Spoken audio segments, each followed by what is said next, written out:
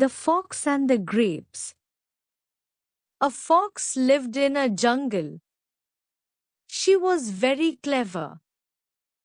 One day, she could not find anything to eat. She felt very hungry.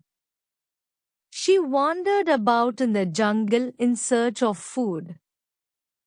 At last, she reached a garden. There she saw a green grapevine.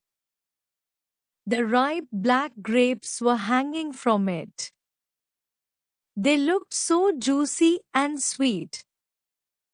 But, unfortunately, they were hanging a bit high. They were out of her reach.